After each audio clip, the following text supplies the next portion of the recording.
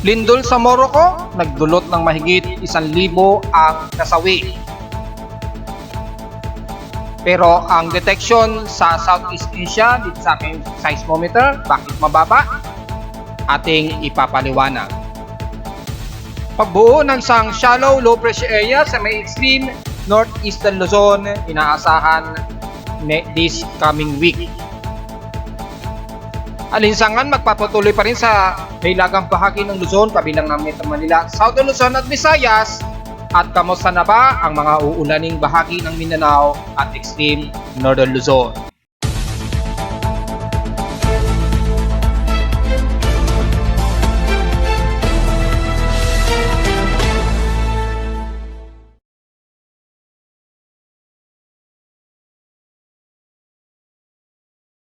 Hello, good morning mga folks. Welcome po muli sa ating Daily Weather Bulletin at Analysis para sa araw na linggo, September 10, 2023. Ang oras nating boss ng umaga ay alas 10:21 na ng umaga.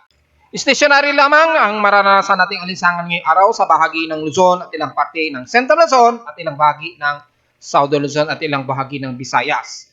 Well, asahan pa rin ang mga localized thunderstorms pagdating ng hapon o gabi, lalo na sa may bandang extreme Luzon, sa bahagi ng Ilocos Norte at ilang bahagi ng hilagang kanluran nito dahil meron pa rin umiiral na manipis na southwest monsoon at may mga namumuong monsoon trap sa bahagi na yun ng extreme Northern Luzon, bandang Batanes Group of Islands hanggang sa flow nitong trap na nag-extend din sa may bandang extreme northeastern Luzon.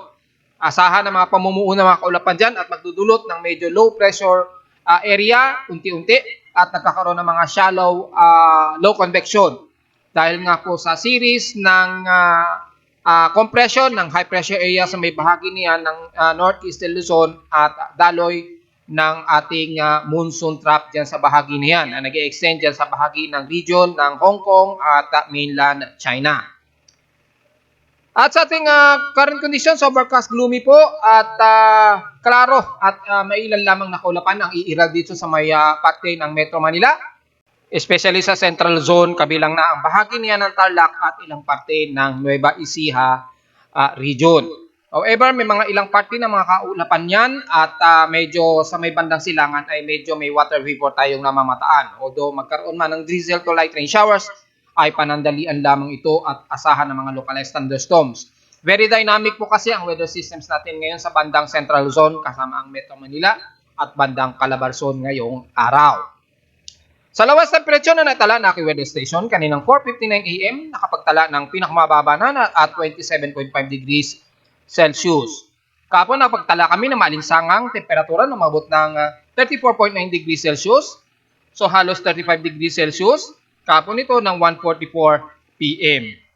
At dahil sa bahagyang mataas ang temperatura kahapon, inaasahang mataas din ang heat index namin na umabot sa 49.1 degrees Celsius kahapon. Pero kung ikukumpara sa weather stations na heat index mula kay Pag-asa, from September 9, ay kung sisilipin natin, ay pumapangalawa lamang ang bahagi ng Legazpi City, Albay na nasa 46 degrees Celsius. Ibig sabihin dito sa Metro Manila at sa bahagi sa amin sa Caloocan, West Grace Park ang may nangungunang pinakamataas na heat index kahapon na umabot nga po sa halos 49 degrees Celsius o 49.1 degrees Celsius ang init pandaman namin sa Caloocan. Lumalabas, nangunguna kami sa buong bansa na may pinakamataas na heat index dito sa Caloocan kumpara sa heat index na record ni Pag-asa na pumapangalawa lamang sa 46 degrees Celsius ang bahagi ng Albay. Pero sa PH16 in past 24 hours, nangunguna naman sa may malinsangang temperatura ang Alabat na nasa 39.5 degrees Celsius, so halos 40 degrees Celsius po ang temperatura dito. Napakainit, which is ayan ay sa bahagi ng province of Quezon Province. Kung mapapansin ninyo, hindi mataas ang kanilang heat index. Mataas lamang ng husto ang kanilang temperatura pero mababa ang kanilang heat index kung titingnan natin.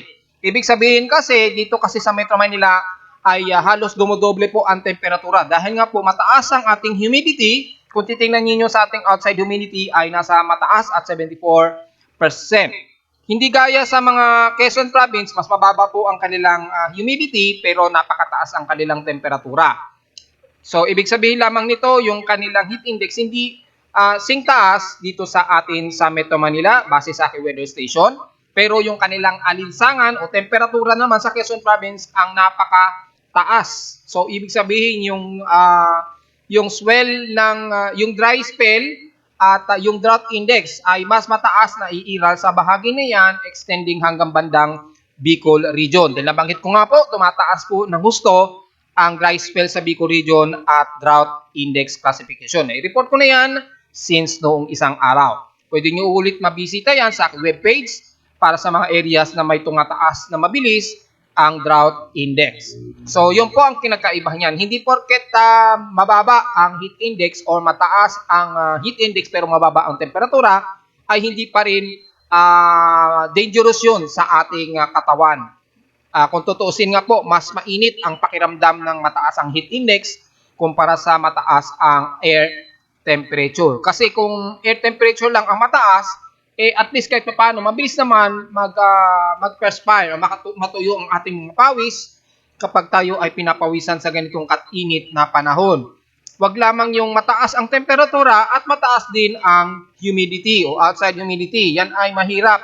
Grabe po ang ano yan, halos dumodoble ang init ng ating pakiramdam o init pandama, which is mas mabilis pong nakaka-dehydrate yun at heat stroke ang mararanasan.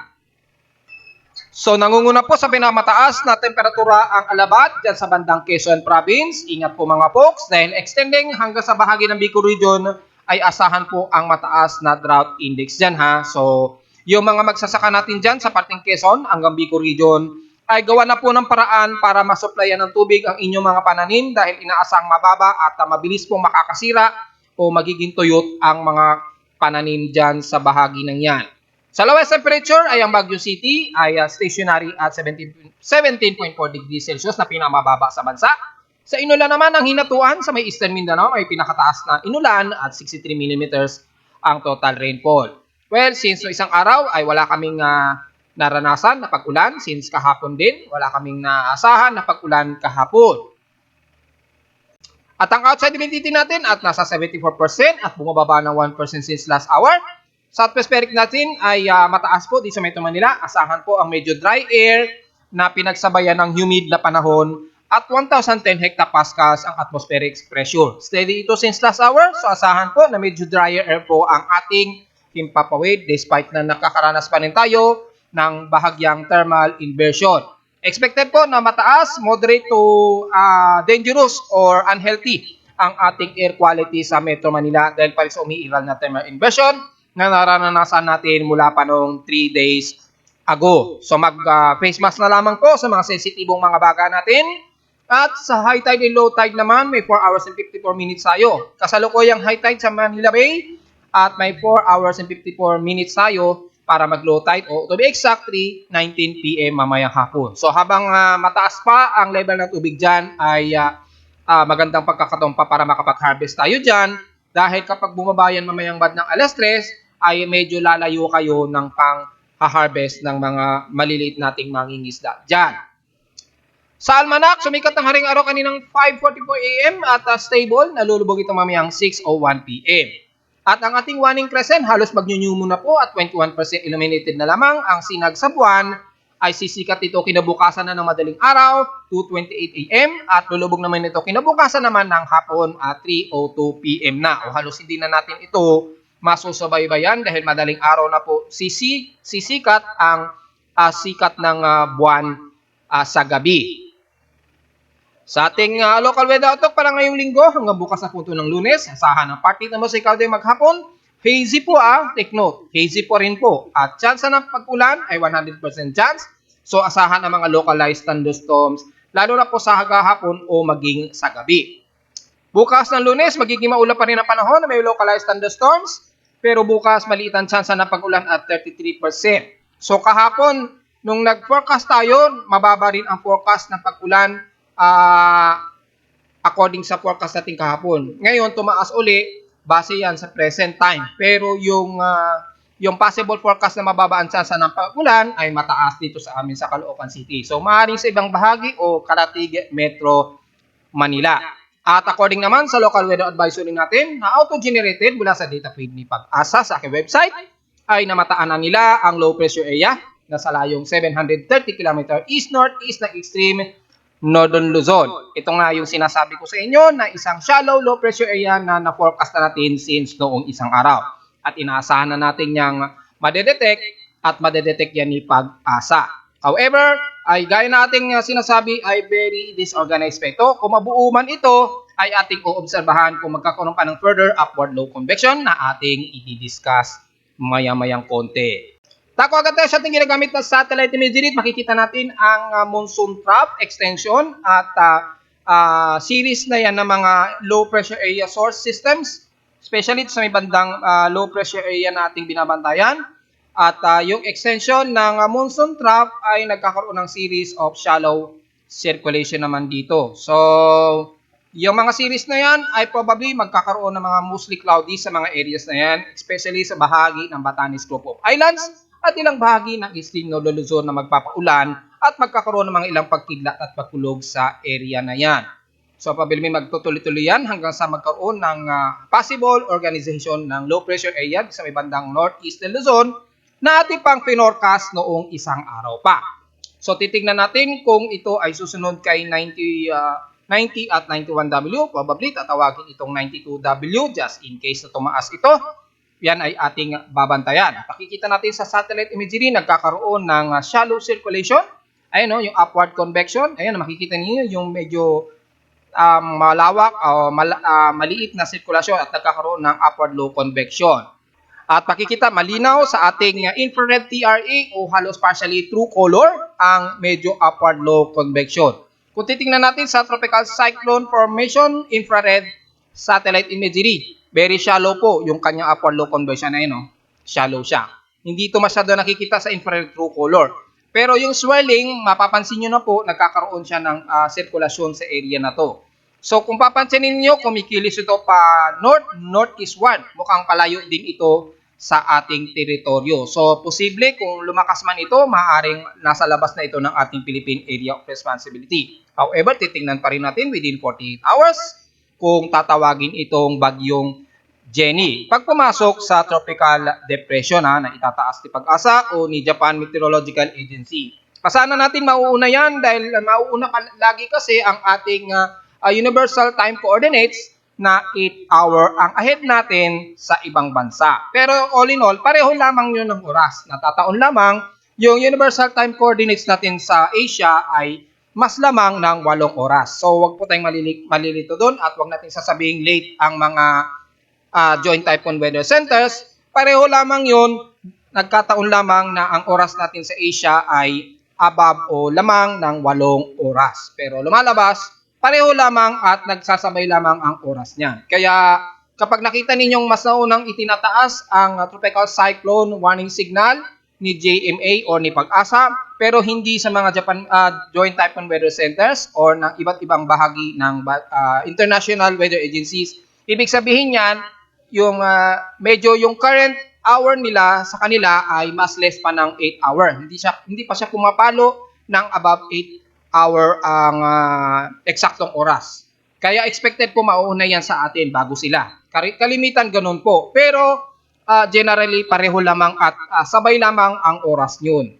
Sinusunod lang natin yung universal time coordinates para sa gustong malaman kung bakit nauuna si Japan Meteorological Agency o Pag-asa na nagtataas ng mga tropical cyclone kapag may mga low pressure area na nadedetect.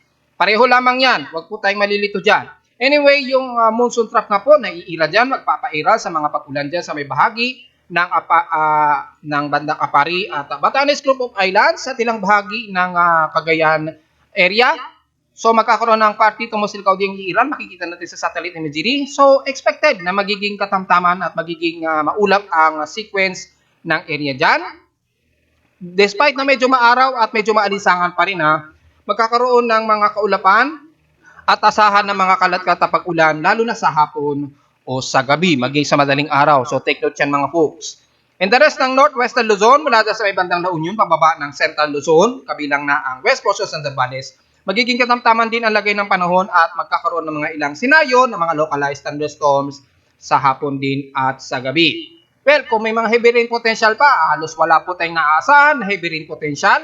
Pero may mga maliliit na portions sa may bandang Quezon Province, sa may Pulilio Island, Aurora at bahagi ng General Nacan, Quezon. Yung kaulapan na yan, medyo may extend sa NCR. So, dito sa may NCR, makakaranas tayo na may ilang partly cloudy to mostly cloudy ang possible magkakaroon tayo. At tsansa ng pag-ulan, naglalaro lamang sa halos 33 to 50% ang tsansa according sa analysis natin ngayong araw. Pero the rest ng Central Zone, magiging maalinsangan po, katamtaman ng lagay ng panahon. At asahan din ang mga forecast ng mga pagkulog at pag-iingat sa pagsapit ng hapon o sa gabi. Kasama na ang bahagi ng Metro Manila, Calabarzon, at sa bahagi ng Bicol Region ay asahan din ang katamtaman at alinsangan ng panahon maghapon yan mga folks. So magkaroon man ng pag-ulan, isolated ito at mga ilang panandalian lamang. Pero yung panandalian ng nyo, posibleng magkaroon ng bigla ang buhos ng ulan at bigla itong titigil. So take note yan mga folks sa bahagi ng Bicol Region. Nanatiling mataas ang possible of swelling at drought index sa bahagi ng Bicol Region. So hindi na natin isa-isahin yan dahil halos buong Bicol ang makakaranas yan ngayong araw. Buong Mimaropa pa rin, magiging kitamtaman din at partly tumuslikao din ng iiral at mga forecasted isolated rain showers pagsapit din ng hapon o gabi ang iiral. So asahan ang mainit na panahon, mataas din ang heat index ang asahan at humid, maging dyan sa bahagi ng Mindoro at parte ng Southern Luzon mula Marinduque, Atabias Island at Romblon area. So kasama din ang bahagi ng Masbate. Sa bahagi ng Visayas area, magiging katamtaman din ang lagay ng panahon, partly tumuslikao din ng iiral. So magkakaroon man ng pag-ulan, typically mga light rain showers ang kadalasan nito, especially sa bahagi ng Panay Island hanggang Rojas City, Calibo, kamilang na ang Iloilo at dyan sa bahagi ng Guimaras Island. Sa parte naman ng Negros Region mula Bacolod, Cadiz City at dyan sa bandang Kabankalan, magiging partly tumusikaw din ng iiral. Typically, mga light drizzle rains ang medyo iiral dyan hanggang dyan sa may bandang Cebu, pero generally magiging maaliwalas at maalinsangan ang lagay ng panahon. So wag po tayo masyado magbibilid sa sikat ng araw despite na medyo partly cloudy lalo na sa bahagi ng Dumaguete pababa, ng Bayawan City, Sipalay at dyan sa kaduluduluhan na ng Siatcon maging sa Siquijor. Sa may Bohol hanggang Tagbilaran hanggang Panglao ay magiging katamtaman din ang lagay ng panahon at maalinsangan. So wag din masyado magbibilad. Isolated, forecasted din ang inaasahang pag-ulan sa hapon maging sa gabi o madaling araw. And the rest ng eastern part ng Visayas, mula dyan sa may west portions ng Katbalogan at Basi, papasok ng Tacloban, magiging partly cloudy rin ang iilal. Magkaroon man ng pag-ulan pero panandalian ito at isolated lamang. Dahil yung mainit na temperatura natin sa Pasipiko ay mas mataas talaga na umaabot na halos ng 30 degrees centigrado ang init dyan sa karagatan. So take note dyan. Naghalo na rin kasi ang epekto ng El Nino na napakataas na po sa ating Pasipiko pagitan ng Eastern Pacific. So asahan na maalinsangan at humid ang lagay ng panahon din ang buong bahagi ng Eastern Visayas area. Diretso na yan hanggang Eastern Mindanao areas.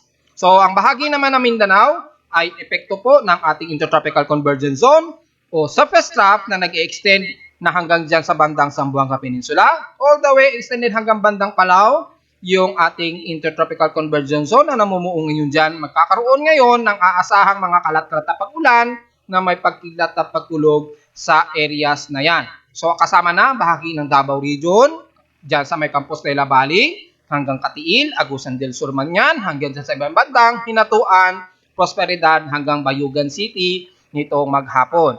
Pero mostly, mas apektado ang bahagi ng Davao Region at ilang parte ng Sorsogon mula General Santos City, Sarangani hanggang dyan sa may Cotabato. So ingat na lamang kung sakaling bubuhusan kayo ng pag-ulan dyan, ingat na lamang sa posibleng flash floods. And the rest ng Zamboanga Peninsula, lalo na sa bandang Basilan at Hulusulu at Zamboanga City, makakasa kayo ng mga kalat-kalat na pag-ulan dyan Biglang buhos po yan ng mga pag-ulan, epekto ng ating monsoon trap o trap ng ating Intertropical Convergence Zone hanggang dyan sa bahagi ng Balgian, Ipil hanggang Sindangan sa Zamboanga del Norte. Ilang bahagi ng Pagadian City sa Zamboanga del Sur, papasok na yan ng Kapatagan at Marawi, magiging kitamtaman din at alinsangan muna ang medyo iiral, especially sa buong Northern Mindanao.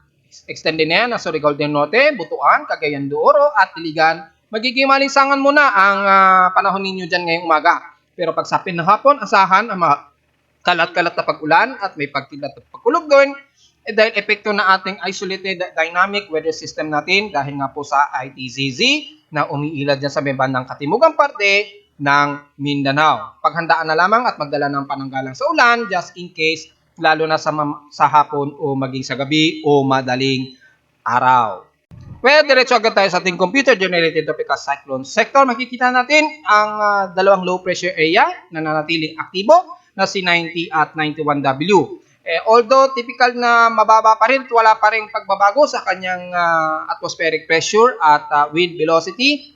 However, manatili natin itong babayuntayan dahil posibleng biglang magkaroon ng rapid intensification ito. Since lumagpas na ang 44 hours na ating monitoring, ay magre-reset ulit tayo sa another 55-hour period dahil posibleng mag-extend ito hanggang this coming weekdays. So itong si 91W, kung titingnan natin sa ating active satellite monitoring, nasa vicinity na itong si 91W sa may bandang west portions ng Kaohsiung City o Tainan City, Taiwan.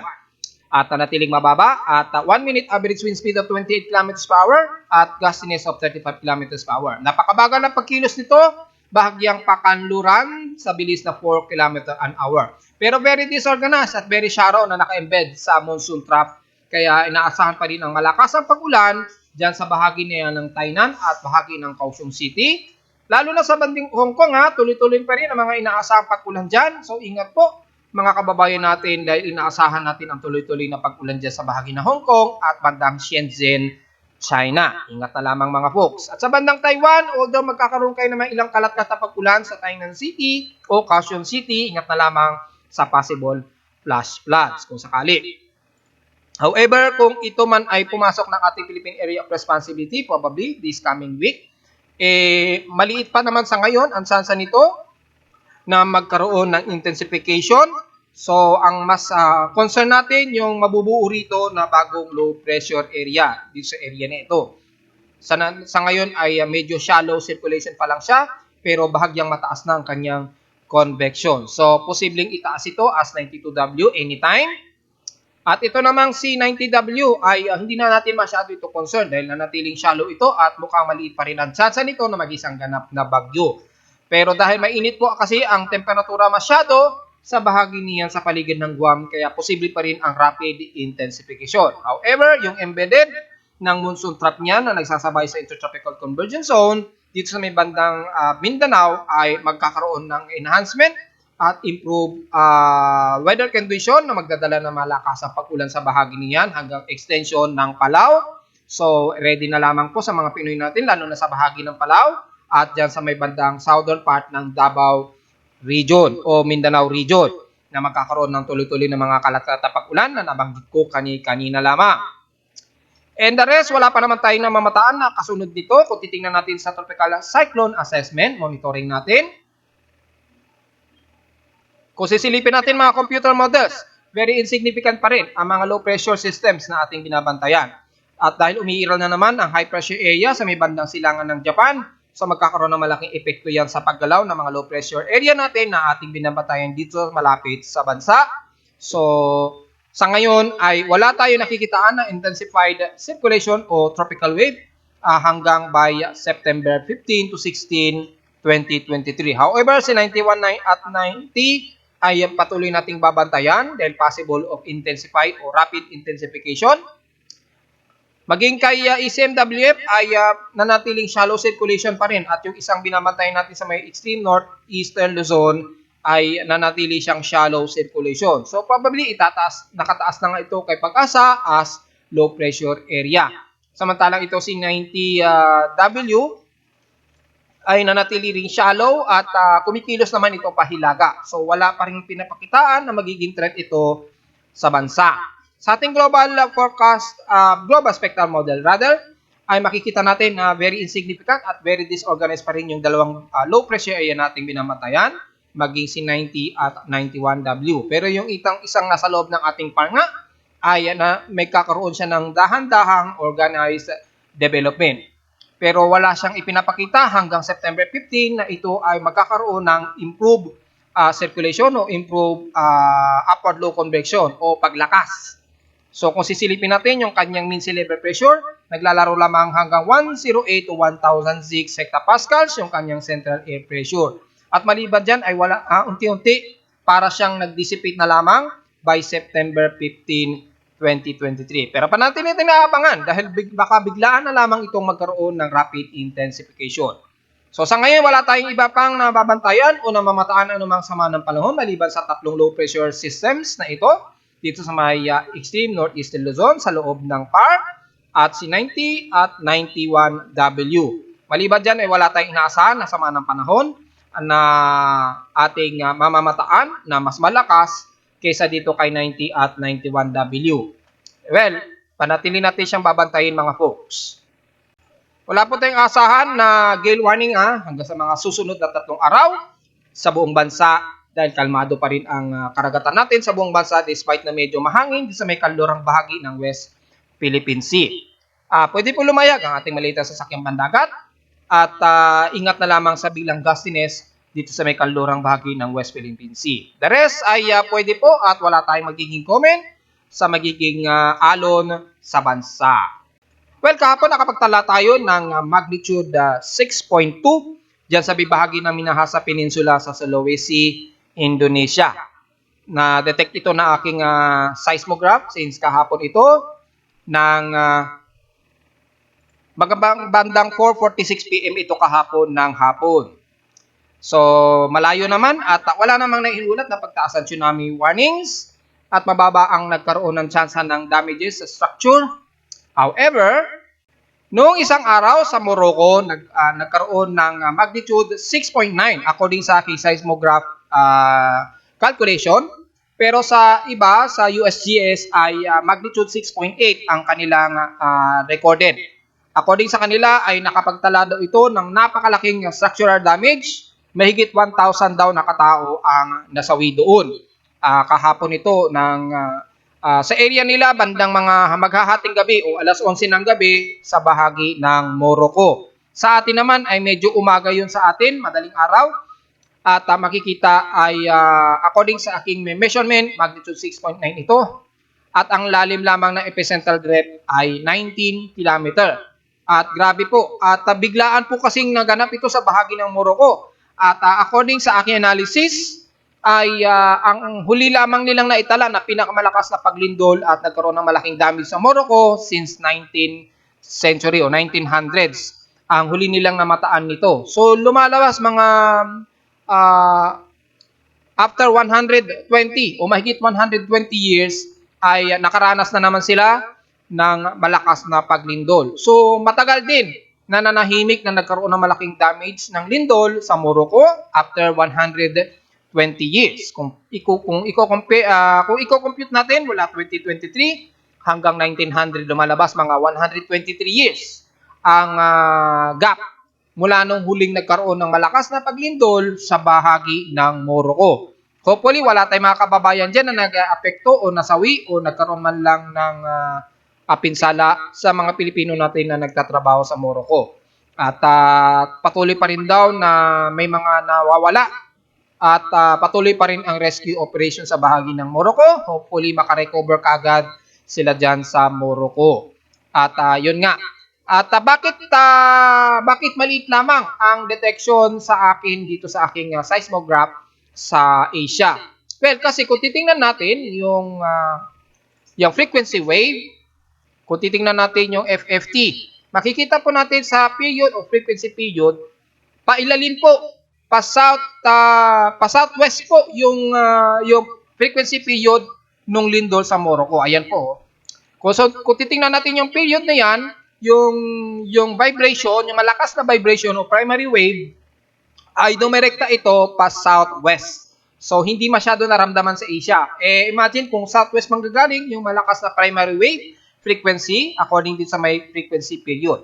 Ang pinaka-highest peak na period is 0.319 Hz or period of 3.139 seconds. So, biglaan yung pulse niya at pa-southwest ang kilos niya. That's why hindi masyado naramdaman ng aking seismograph yung malakas na intensity o large frequency na nag-arrive dito sa bahagi ng Pilipinas. So kung titingnan ninyo sa Africa, yung wave ng malakas na lindol, ito kasi yung Morocco. Yung malakas na primary wave, pa ganyan, pa southwest. Kaya kung titingnan nyo yung travel times nung circulation ng wave, makikita niyo pa southwest po yung pinaka-circular arc sa mundo. So nataon po yung primary wave mas malakas po dito sa may southwest kaysa sa may bandang eastern mula sa bahagi ng Morocco. So yung travel ng primary wave napakalayo. Mas naramdaman ito ng mga taga Panama, Mexico, mga bahagi ng South America. Mas naramdaman nila dyan yung primary wave. Kaya kung papansinin niyo sa USGS, mas mabilis mas mataas yung amplitude ng frequency na na-receive ng South America at bahagi ng Mexico. Pwede niyo yung tingnan niya sa USGS. Yung travel niya pagdating sa bandang Asia ay napakaliit na lamang. Ocean dito. So yung na-receive na aking seismograph dito sa sa Pilipinas ay maliit na lamang o low frequency na lamang na hindi humigit sa amplitude na at least 3 seconds. Tumagal nito ng halos mahigit 45 minutes na o halos mahigit 1 oras na nag-arrive dito sa aking seismograph sa Caloocan. Yun po ang paliwanag dyan kung bakit hindi nag-alarm ang aking seismometer. Dahil sobrang layo at yung travel times niya pa southwest, kaya napakatagal ng naging travel times at pailalim po ang naging frequency sequence niya. At dahil sa naging pailalim yung frequency sequence, yung portion na ito, between pinaka-highest peak of mga 3.9 seconds, yan yung destructive part na which is naramdaman ng taga-buong Morocco city. O ewan ko kung city yan or country. Hindi ko masyado kabisado ang bahagi ng Morocco, pero kung area man yan, ay yung party na ito ng 3.9 seconds ay nagkaroon ng matinding destruction sa Morocco. Then after nyan, bigla itong kumilos yung primary wave pailalim. Kaya hindi masyado naramdaman na aking seismograph sa Pilipinas. At narito naman ating 3-day to 8-day weather forecast para sa araw ng linggo, September 10, 2023.